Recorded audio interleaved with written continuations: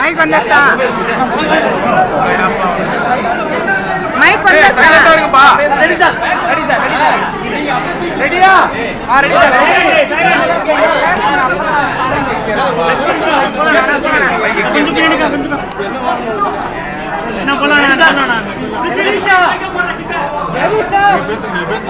Mic என்னங்க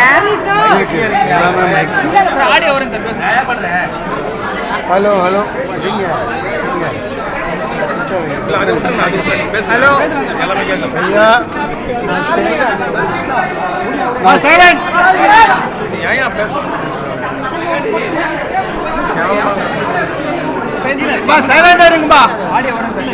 நான் செல்வ பெருந்தகை அளவுக்கு சத்தமா பேச முடியாது.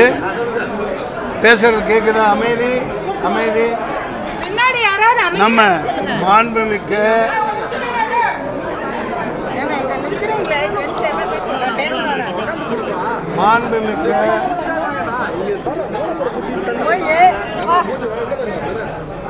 அதாவது மிகவும் போற்றுதலுக்குரிய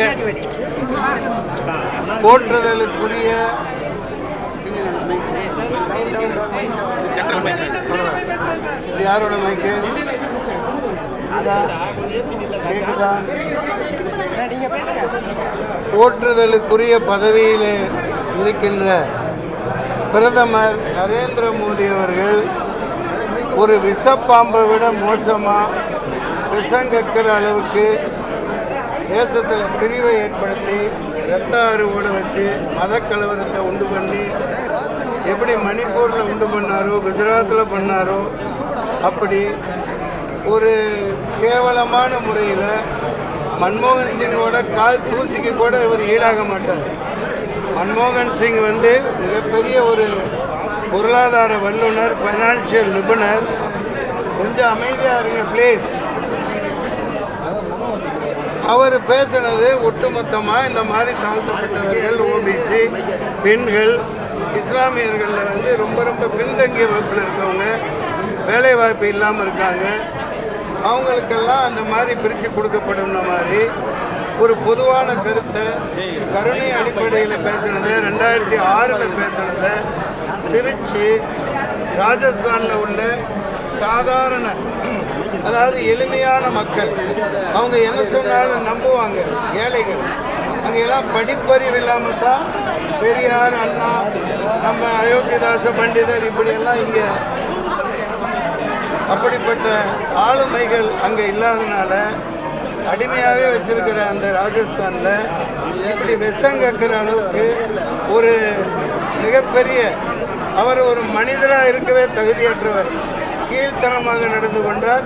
தேர்தல் ஆணையம் ஆண்மை உள்ளதாக இருந்தால், பொறுப்பு உள்ளதாக இருந்தால், வெக்கம் மானம் சூடு சொரணை இருந்தால், பதவியில் அவங்களுக்கு ஒரு ஒட்டு உணர்வுன்னு இருந்தால் உடனடியாக இந்த பாரத பிரதமர் நரேந்திர மோடியை பிரிவு செக்ஷன் 123(3)A இந்திய தண்டனை சட்டம் 153A 154B 298 504 மற்றும் இந்திய தண்டனை சட்டம் 505 படி அவரை கைது செய்து தீகார் ஜெயிலில் உடனடியாக அடைக்கணும்.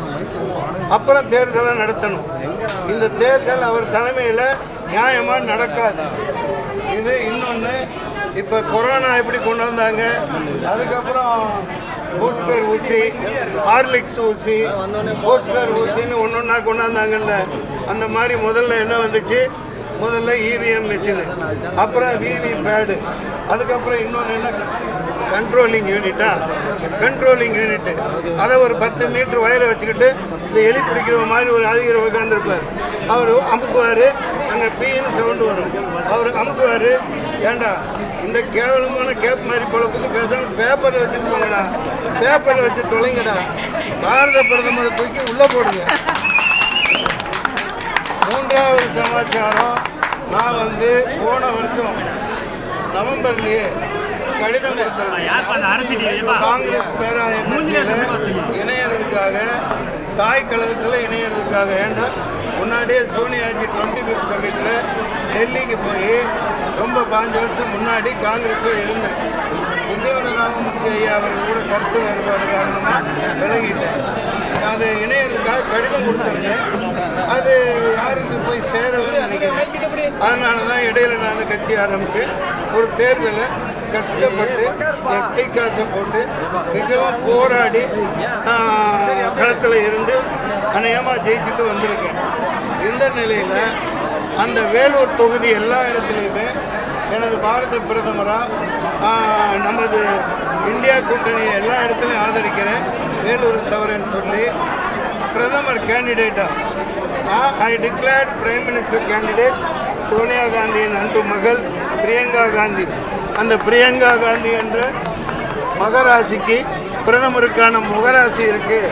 அவங்க தான் பிரதமர் ஆவாங்க அல்லது ராகுல் காந்தி ஆவார்னு என்னுடைய ஆசையையும் என்னுடைய உறுதியான நிலைப்பாட்டையும் தெரியப்படுத்தியிருந்தேன்.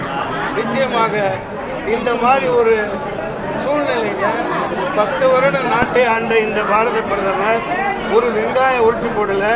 நாட்டு மக்களை பிச்சைக்காரங்களாக்கிட்டு நாட்டு மக்களை எல்லாம் எந்த வேலை வாய்ப்பும் இல்லாமல் கேவலமான முறையில் எல்லாத்தையும் கோவணத்தை உருவற வேலையை பண்ணிட்டு இன்னைக்கு போய் இன்னொரு கருத்து சொல்கிறார்.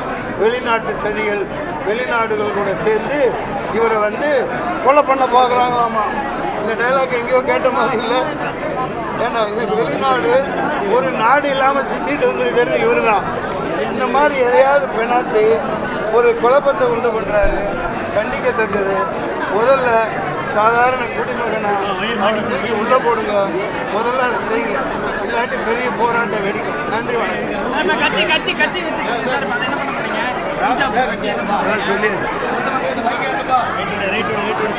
சொல்லியாச்சு.